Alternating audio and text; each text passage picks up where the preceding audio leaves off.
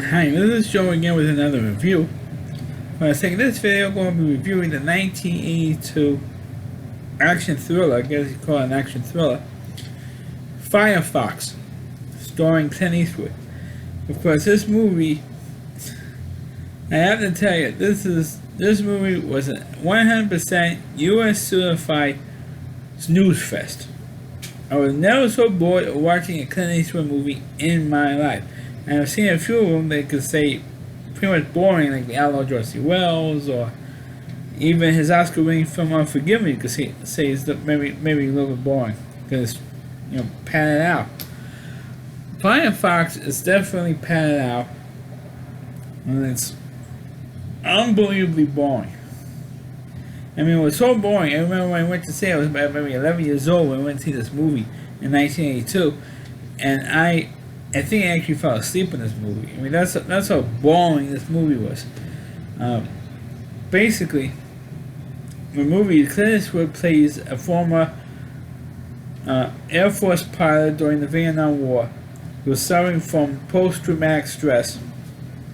So he took time off from the military. He had to have medical leave from the Army. And what happened was, he was in a mental hospital for a little while because of all the stress because of the Vietnam War and everything.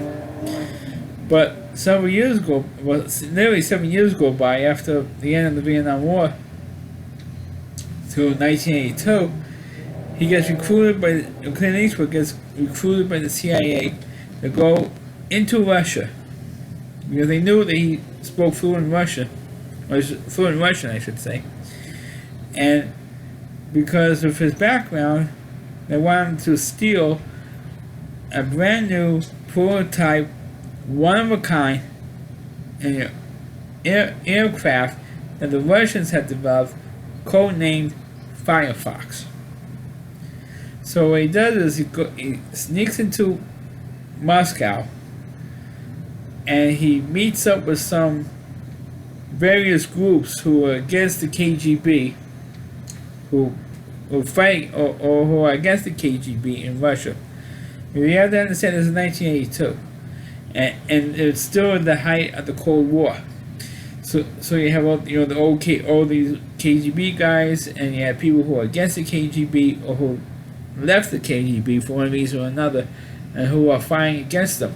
And so, as Clint Eastwood was in Russia, he meets up with one group, and that plan and idea falls apart. So he has to make another group, and then another group, and then another group, and then another group. And it goes from Group A to Group B to Group C to Group D to Group E. Throughout the course of this movie, he meets up with one group, then he meets up with another group, the second group, he meets up with the third group, and he meets up with the. I mean, this movie kind of like stretches the disbelief here. For Clint Eastwood to go and to steal an airplane, or steal this aircraft that the Russians developed. Now, what makes this aircraft so special? You could move the aircraft with just your mind. You didn't have to say push a button and it will fire a missile, or shoot a machine gun, or to go or to pull the handle brake. It goes like to Mach 5 or whatever. Or the fastest speed, or break the sound barrier, or whatever. I mean, everything runs, but you can hook up to your mind to the computer system that's on this aircraft, or a state-of-the-art aircraft, and you can do whatever you order it to do through your mind. I mean, it's like crazy. And then by the last half hour or so, it's with Clint Eastwood in the airplane, flying MiGs. The Russian aircraft, the Russian Air Force, with their MiGs, having a space battle with Clint Eastwood controlling Firefox, and then eventually he lands the plane to refuel it, and then takes the plane to the United States or whatever.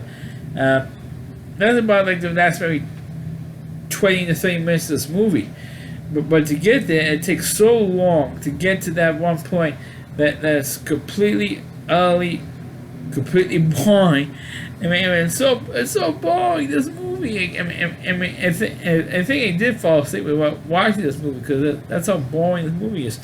And I know I'm going on and on about how boring it is, and it is. And basically, Firefox is a James Bond movie starring Clint Eastwood. That's basically what this is. And unfortunately, you don't have any. I like James Bond movies.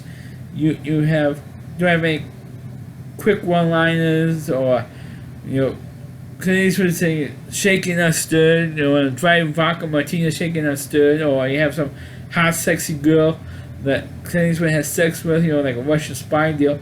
I mean, you would have had that in a James Bond movie.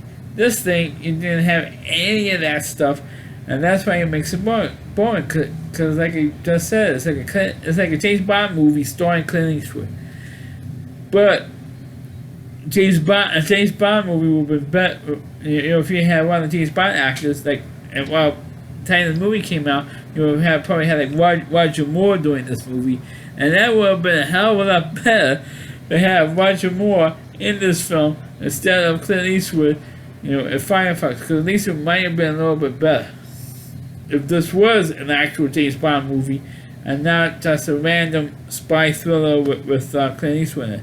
Because this movie is, with all the movies that Clint Eastwood has made in his long movie career, I think it was over 50-year career.